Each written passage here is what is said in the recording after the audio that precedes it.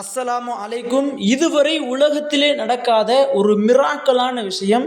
பாகிஸ்தானில் இருக்கக்கூடிய ஒரு மனிதனை கபூரில் அடக்கம் செய்யும் பொழுது அந்த கபூரில் மட்டும் மழை பெய்த ஒரு நிகழ்வு சில நாட்களுக்கு முன்பு நடந்திருக்கின்றது.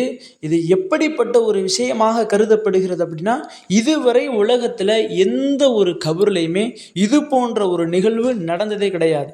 கபூரில் நடக்கும், அது எப்படின்னு கேட்டால், செடிகள் முளைக்கும், அல்லது நெருப்பு வரும், அல்லது அதிலிருந்து பாம்பு வரும். இப்படி தான் நடந்திருக்கே தவிர, இது போன்று ஒரு மிராக்கலான விஷயம் உலகத்தில் எங்கேயுமே நடந்ததில்லை. அப்படிப்பட்ட அந்த மனிதன் யார், அப்படிப்பட்ட அந்த காணொளி அப்படிங்கிறத இந்த ஒரு காணொளியில் நாம் பார்ப்போம். கண்ணியமானவர்களே, இப்படிப்பட்ட மவுத் என்பது ஒரு மிகவும் புனிதமான மவுத் அப்படின்னு சொல்லலாம். அல்லாஹ்விற்கு பிடித்த ஒரு மனிதனாக, அல்லாஹ்விற்கு நெருங்கிய ஒரு மனிதனாக இருந்தால் மட்டுமே அல்லாஹ் தஆலா இது போன்ற மிராக்கலான விஷயத்தை நடத்துவான். அந்த ஒரு மனிதனினுடைய பெயர் என்னன்னு கேட்டால் அபு சயீத் அப்படின்னு சொல்கிறாங்க. பாகிஸ்தானில் எந்த இடத்துல இந்த ஒரு மனிதர் வசித்தார், எந்த ஒரு இடத்துல இந்த ஒரு நிகழ்வு நடந்திருக்கின்றது அப்படின்னா, பாகிஸ்தானில் இருக்கக்கூடிய ரவுலா பிண்டி அப்படிங்கிற பகுதியில் ஒரு மனிதன், அபு சயீத் அப்படிங்கிற ஒரு மனிதனை அடக்கம் செய்துட்டு அங்கே இருக்கக்கூடிய மக்கள் திரும்பி வருவதற்கு முன்பு அவருடைய கபூரில் மட்டும் மழை பெஞ்சிருக்கு.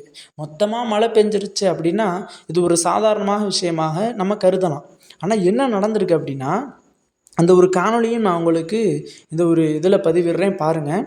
அது என்ன நடந்திருக்கு அப்படின்னா, அந்த கபூரில் மட்டும் மழை பெஞ்சிருக்கு. இப்போ ஒரு 6 அடியில் குழி தோண்டியிருக்காங்க அப்படின்னா, அந்த டைரெக்டாக வானத்திலிருந்து அந்த 6 அடிக்கு மட்டும் மழை பொழிந்திருக்கின்றது. அப்போ எப்படிப்பட்ட ஒரு நியாமத்தான ஒரு விஷயம் பாருங்கள். அல்லாஹ் தஆலாவிற்கு எவ்வளோ ஒரு பிடித்த ஒரு மனிதனாக இருப்பார் பாருங்கள். இது எப்படிப்பட்ட ஒரு விஷயம். அங்கே இருக்கக்கூடிய பாகிஸ்தானில் இருக்கக்கூடிய எல்லா மனிதர்களையும் ஒரு அதிர்ச்சியில் ஆக்கியுள்ள ஒரு விஷயம் அப்படின்னு சொல்கிறாங்க. இன்றைக்கு உலகத்தில் இஸ்லாம் சார்ந்து இருக்கக்கூடிய நியூஸ் சேனல்ஸ் ஜசீரா, இன்னும் அல் ஹத்தம், இன்னும் அல் வாக்கா, இது போன்ற நியூஸ் சேனல்கள் எல்லாத்துலேயுமே அதிகமாக வலம் வரக்கூடிய ஒரு நியூஸாக இந்த ஒரு நியூஸ் இருக்கின்றது. இன்றைக்கு உலகத்திலேயே அதிகமான மக்கள் பேசப்படக்கூடிய ஒரு நியூஸாக இந்த ஒரு நியூஸ் இருக்கின்றது.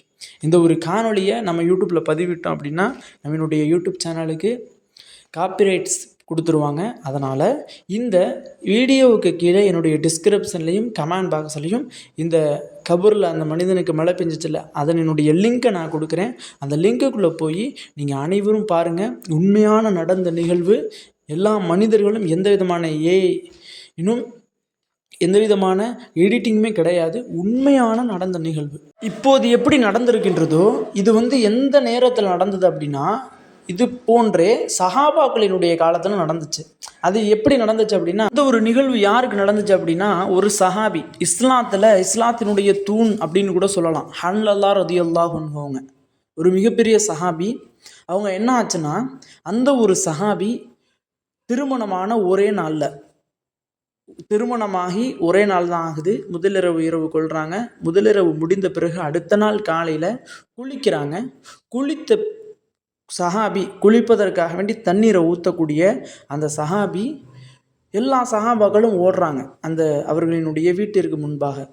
அதை பார்த்த ஹன்லல்லா ரதியல்லாஹு அன்ஹு அவங்க குளிக்கக்கூட இல்லாமல், ஏன் ஓடுறீங்க, என்னாச்சு அப்படின்னு கேட்கும் பொழுது, நபி ஸல்லல்லாஹு அலைஹி வஸல்லம் அவங்க போருக்காக வேண்டி தயாராகி வர சொல்லிட்டாங்க, எதிரிகள் நம்மளை தாக்குவதற்காக வேண்டி வந்திருக்காங்க அப்படின்னு சொன்ன உடனே இந்த ஹன்லல்லா ரதியல்லாஹு அன்ஹு அவங்க உடலுறவு கொண்டுட்டு அந்த ஒரு குளிப்பு வாஜிபான நிலைமையிலே குளிக்காமல் கூட, ரசூலுல்லாஹ் கூப்பிட்டாங்களே, எல்லா மனிதர்களும் போருக்காக வேண்டி போகிறாங்களே, இஸ்லாத்திற்காக வேண்டி போராடுவதற்கு போகிறாங்களே, நாமளும் போவோம் அப்படின்னு சொல்லிட்டு அப்படியே குளிக்காமல் ஆடை அணிந்து கொண்டு அந்த ஒரு சஹாபி அந்த களத்தில் இறங்கி அவங்களும் ஓடுறாங்க.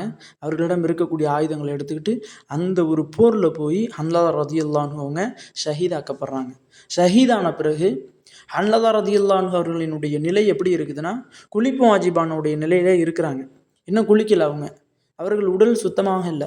இதை பார்த்து அல்லாஹ் தஆலா என்ன பண்ணிடுறான்னா, ஹன்லல்லா ரதியல்லாஹு அன்ஹு அவங்க மரணித்த பிறகு ஹன்லல்லா ரதியல்லாஹு அன்ஹு அவர்களை குளிப்பாட்டுவதற்காக வேண்டியே